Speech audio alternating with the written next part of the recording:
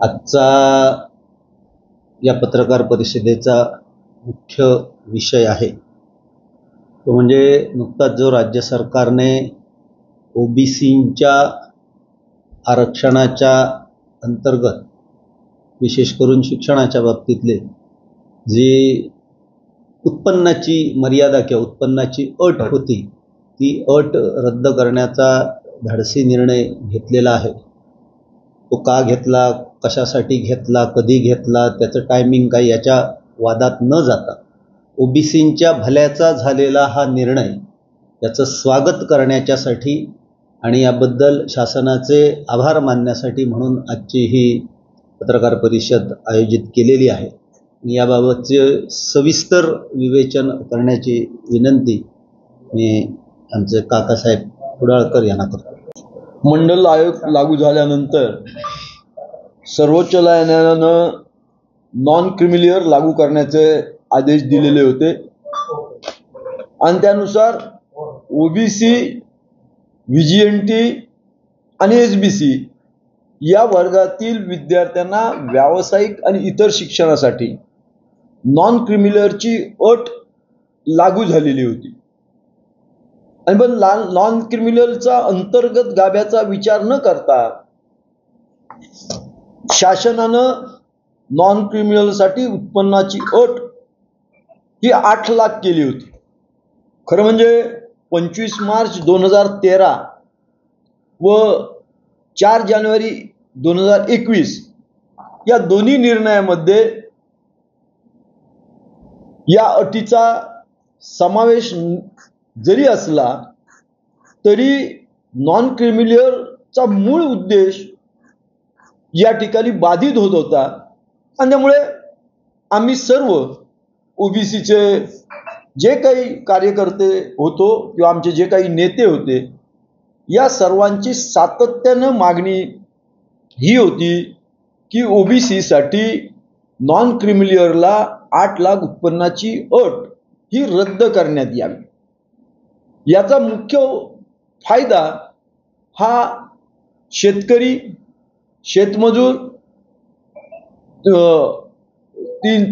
तृतीय आणि चतुर्थ श्रेणी कर्मचारी किंबहुना द्वितीय श्रेणीमधील कर्मचारी यांना मोठ्या प्रमाणात होणार आहे। नॉन क्रिमिलियर काय सांगतं तर नॉन क्रिमिलियर सांगतं की ज्या ठिकाणी शेतकरी असेल आणि त्याचं उत्पन्न जरी 1 कोटी असलं तरी शेतकरी, शेतमजूर या लोकांना त्यांच्या उत्पन्नाची कितीही जरी असले, उत्पन्न 8 लाखापेक्षा जरी जास्त असलं तरी नॉन क्रिमिलियरच्या दाखल्यानुसार त्यांना मिळाली पाहिजे। म्हणजे या ठिकाणी अशा व्यक्तींना नॉन क्रिमिलियरचा दाखला घेताना जी एक मूळ संकल्पना इथं ठाम मांडून बसलेली होती की शासनानं घालून दिलेल्या उत्पन्नापेक्षा जास्त उत्पन्न असेल तर कोणालाच मिळत नव्हतं, परंतु आज 8 लाख रद्द केल्यामुळे फक्त प्रथम श्रेणी, द्वितीय श्रेणी ज्यांचं आयकर उत्पन्न आहे असे जे लोकप्रतिनिधी असतील अशा लोकांना वगळून इतरांना याचा, सर्व लोकांना याचा फायदा होणार आहे। आणि त्यामुळे आज खऱ्या अर्थानं सरकारी आणि निम सरकारीमध्ये जे कर्मचारी काम करत होते आणि ज्यांची 8 लाखापेक्षा जास्त उत्पन्न होत होते त्या लोकांना यामुळे दिलासा मिळणार आहे।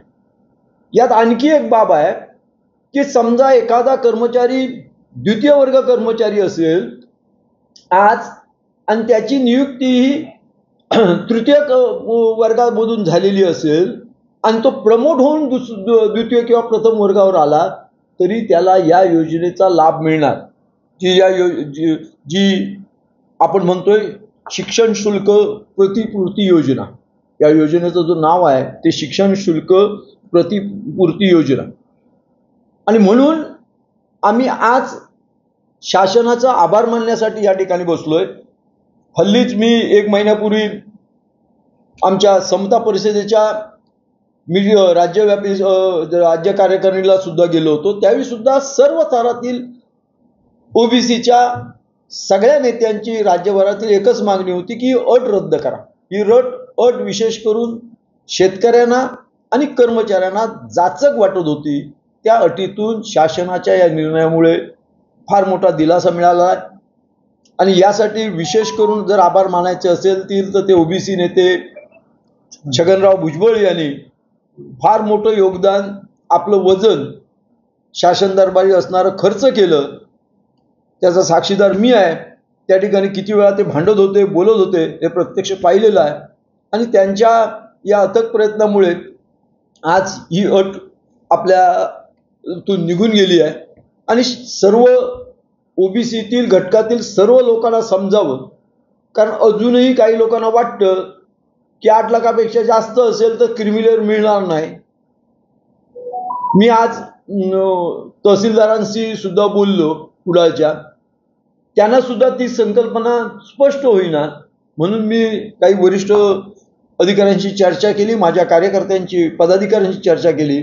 त्यावेळी या बाबी स्पष्ट झाल्या की तृतीय आणि चतुर्थ श्रेणी कर्मचारी, शेतकरी, शेतीपूरक व्यवसाय, दुग्ध व्यवसाय, शेतमजूर यांचं उत्पन्न 8 लाखापेक्षा जास्त असलं तरी ते नॉन क्रिमिलियर या क्षेत्रात मोडणार आहेत. अट घालून घेतलेली आहे ओबीसीनी, ती त्यांनी बाजूला सारावी. सरकारी आणि निम सरकारीमध्ये पुन्हा एकदा सांगतो की तृतीय आणि चतुर्थ श्रेणी कर्मचारी, अगदी पती पत्नी या दोघांचे उत्पन्न मिळून जरी ते 8 लाखापेक्षा जास्त झालं तरी त्यांना नॉन क्रिमिनलचा फायदा मिळणार आहे.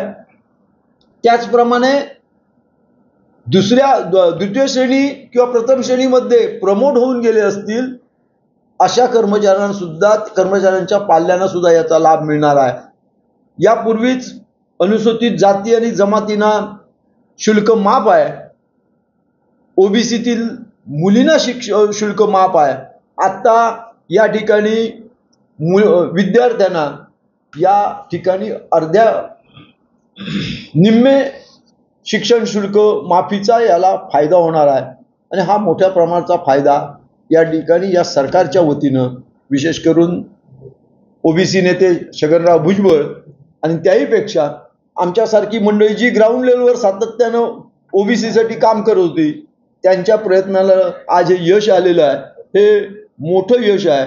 शिक्षण शुल्क आकारणीतील मोठा दिलासा देणारं काम आहे. आणि त्यामुळे आम्ही राष्ट्रीय ओबीसी महासंघ आणि ओबीसी व आरक्षित महासंघाच्या वतीनं आज सरकारचं आभार व्यक्त करतो. आणि